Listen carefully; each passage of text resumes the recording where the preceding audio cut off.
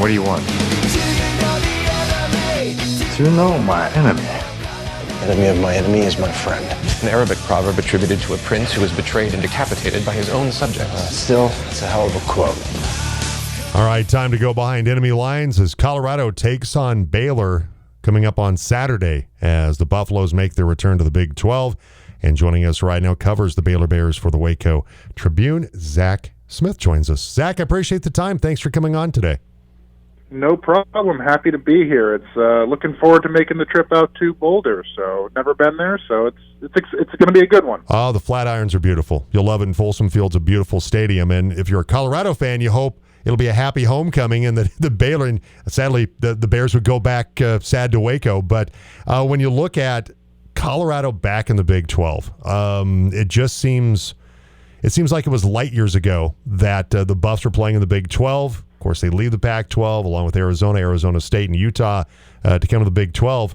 For Baylor, and we were talking about this with Mark Johnson, the voice of the Buffaloes earlier, Zach, that for Colorado, this is probably the first game they played this season where there's not like some kind of axe to grind or obviously Baylor wants to win this game and win in Big 12 play. But for Colorado, they had North Dakota State, a money game where if North Dakota State, the Bison could have got the win, that would have been nice for an FCS program, a program that's had a history of doing that. Obviously, the Nebraska game, the rivalry game, Colorado State as well. This is the first one where it's a little more, I don't know, friendly, if we can use that word, when they take on Baylor Saturday.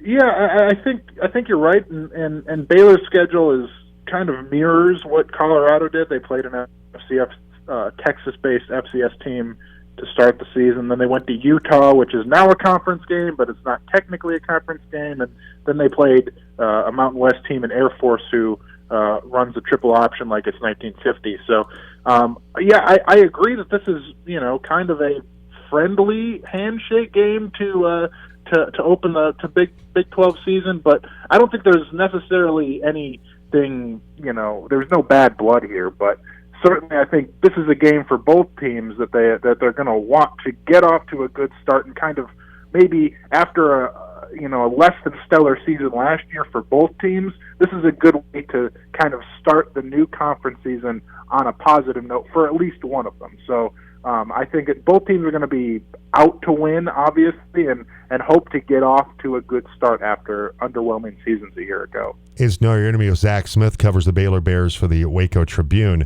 And we'll talk about the two quarterbacks that have played for the Bears, Zach, to start out this season. But Dave Aranda's defense, this is something we need to talk about because they lead the nation in pass defense. They're ranked 12th in both scoring and total defense. This is a pretty darn salty unit that Dave Aranda has on the defensive side. Oh, you're absolutely right. And he has taken over the play calling duties for the first time in his Baylor tenure, and he's really kind of molded that unit in his image. Obviously he had some pretty successful ones when he was at LSU and Wisconsin and the like. So he has really taken that unit and galvanized them after a very poor year last year. They were so leaky and young last year, but this year they have really kind of been molded in what he wants to do. Now, I will say that some of those numbers might be a bit skewed because, like I said, they played Tarleton State, who is kind of a mid FCS team, and then Utah. Cam Rising went down at halftime, so Utah was having struggles throwing the ball in the second half. And then Air Force, who I think threw 8 passes the entire game. So, yes, they are the number one pass defense in the country, but take it with a grain of salt for now, just because of the teams that they've played. But still, they are still a very good defense that should be respected. So hopefully that's a little bit on both sides with that answer, but that's just kind of where they're at. That's what the sample size is. That's the quality of competition and where things are at right now. And in facing Colorado, Shadur Sanders, Travis Hunter, Jimmy Horn Jr., that's a dynamic passing game. This is, I think, easily, no offense to Cam Rising, who is a really good quarterback, but like you mentioned, got hurt in that Utah game, that this will be probably the best passing team that they have faced to date, with particular Shadur Sanders, whose name has been mentioned along with Travis Hunter for the Heisman Trophy.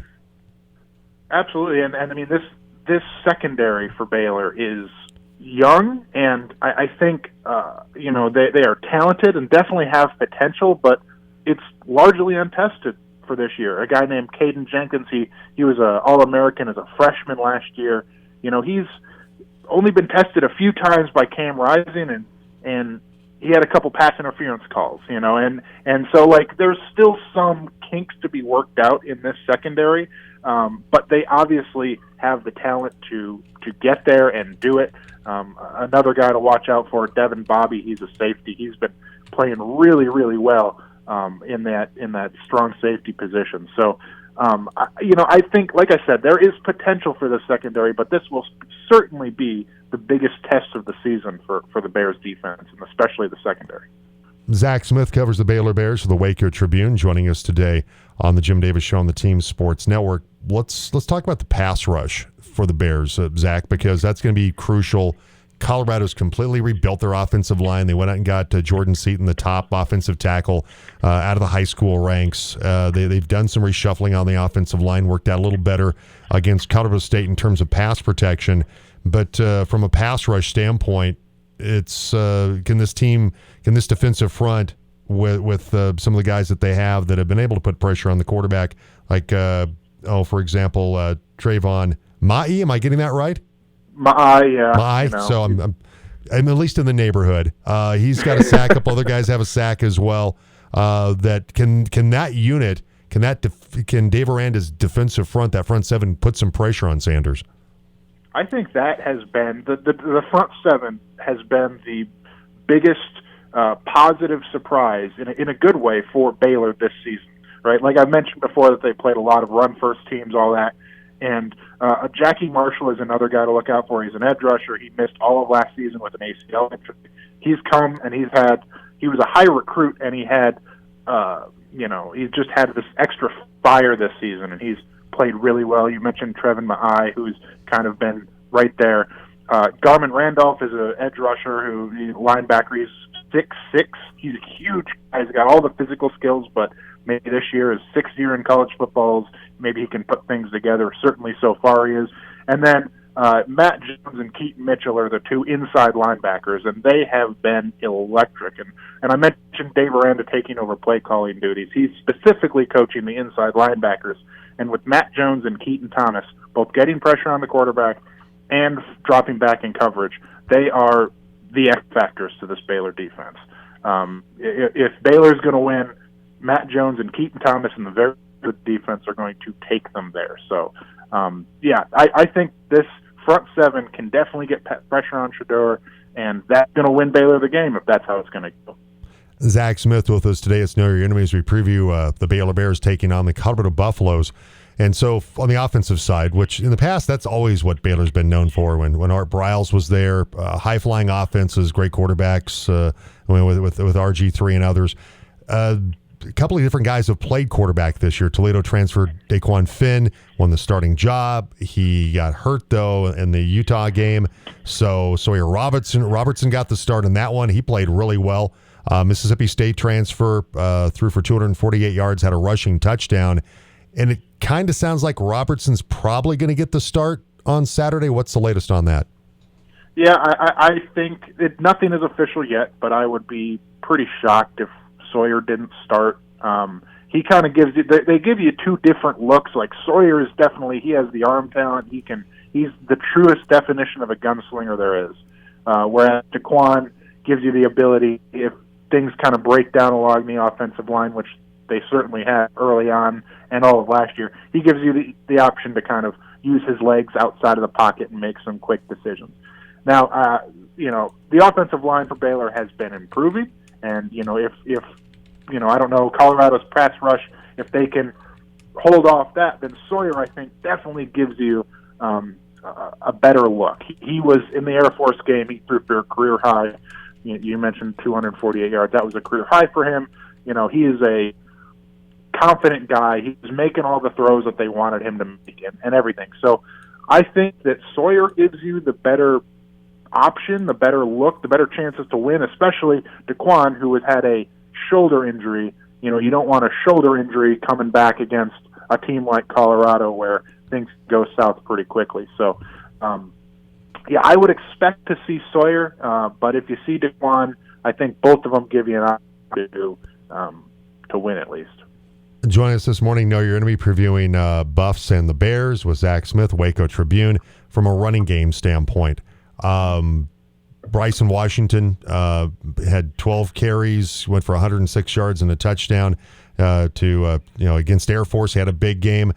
Dawson Pendergrass, 144 yards on the ground as well, but he only had 13 yards against Air Force. And then there's Richard Reese, who it kind of factors in here as a first team all Big 12 all-purpose performer by Lindy's to start out the season. So it's those two guys, most notably Washington and Pendergrass, Zach, that kind of lead the way on as far as the ground attack for Baylor. Yeah, and Bryson Washington was kind of I don't want to say it was a surprise, but he was, the coaches have been singing his praises since the beginning of fall camp. And he was a highly touted recruit from Franklin, which is a small school down here. They run the wing tee, the slot tee.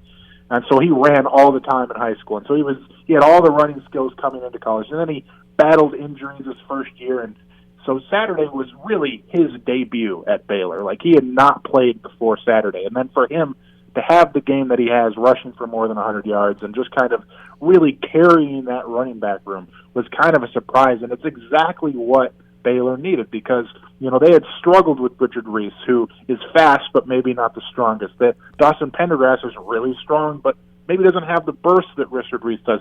Bryson Washington gives you a little bit of both, and he is kind of that perfect mix of speed and power that really can be a bell cow. There won't be a bell cow for Baylor.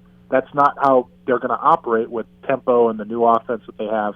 But Bryson Washington is kind of a revelation, and he's exactly what the doctor ordered for Baylor in this offense. So I expect him to get the most carries. I expect him to be the feature back, and he's the guy for Baylor right now, and that's what they're going to do on the ground with Bryson Washington. Kind of wrap it up here.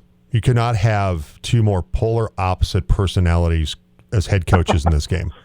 Deion Sanders, Coach Prime, loves the camera, loves to talk, doesn't always love the media, but loves to talk. And then you have Dave Aranda, who we had, like I said, Mark Johnson, the voice of the Buffaloes, on earlier, that he thinks Dave Aranda sounds a little bit like Clint Eastwood. There's a little growl in the voice a little bit.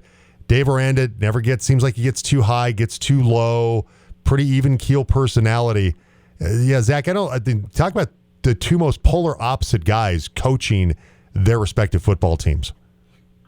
I would love to absolutely sit down and have a meal with the two of them just to see how the two of them interact. Just to I'm sure the football conversation would be at an unparalleled, a super high level, but just the way that they talk about it would be fascinating to watch. But one thing I do know is that there is certainly a lot of respect there between the two. Obviously, Coach Aranda is a great defensive coach. He has proven that. And even if he's had some struggles here lately for Baylor, I think he's kind of turned the corner a little bit, even if they lose on Saturday. He's kind of turned the corner a little bit here at Baylor and kind of, gotten the ship headed in the right direction. And then obviously for Coach Prime, love him or hate him, he is entertaining as all heck.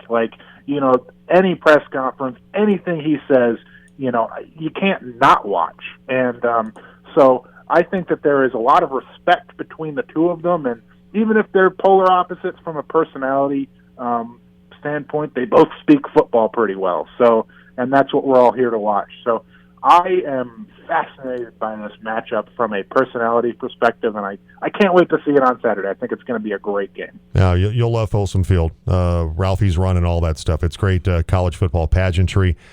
Zach Smith, Waco Tribune, with us. And before I let you go, next time you see Mitch Thompson, Baylor's baseball coach, tell him we said hi, because he brought McLennan here and won a national championship before he took the Baylor job. So if you see Mitch, tell him we said hi. I'll give him that. I'll pass along that message. And one thing before I go, like I said, I've never been to Boulder. Where do I eat? Where do I go to get food? Oh, geez. Because we're on the other side of the mountain. We're 5 hours, 4.5 hours away from